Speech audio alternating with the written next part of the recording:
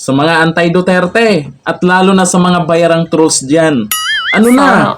Sayang yung bayad sa inyo. Galaw-galaw din pag may time.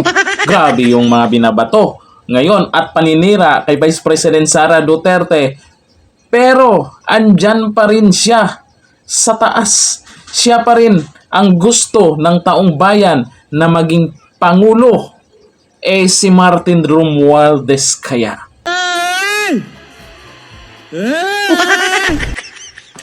Anyari, ako, Quadcom, galingan nyo din dyan sa pag-iimbestiga sa inyo. Mukhang dumadami na ang hindi naniniwala sa ginagawa nyo dyan.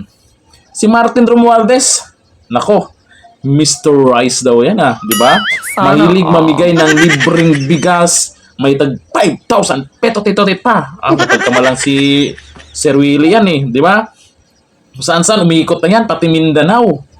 Pero bakit yung taong bayan ay mukhang ayaw pa rin sa kanya? Kulang pa, may ilang taon pa. Pero sa totoo lang, alam ng mga tao kung sino yung pipiliin nila at alam kung anong gagawin nila sa mga nagbibigay ng ayuda. Ang gagawin, pag nagbigay kayo ng ayuda, tanggapin kasi pera din naman ng taong bayan yan. Ba't kailangan pa natin magpasalamat kay Tambi kung bakit siya nagbigay? Hindi naman niya pera yon.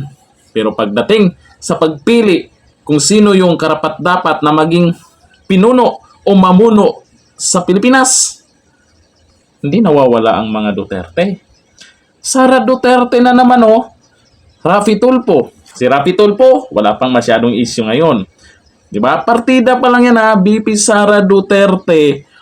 Kung ano-ano ang binabato sa kanya ngayon, hindi matapos-tapos na issue, pabalik-balik na issue, may mga investigasyon pa dyan sa mga crooks, kung ano yung mga pinagsasabi nila.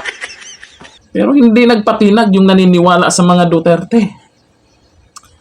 Sa inyo, yung mga bayarang trolls, mukhang hindi na gumagana yung mga pamamaraan nyo. Galingan nyo pa. Damihan nyo pa gumawa ng mga fake account, mag-ikot sa mga vlogger o mga nagbablog o kung saan tungkol sa mga Duterte para mag-post, para siraan yung mga Duterte. Kulang pa. Galaw-galaw. Talaga.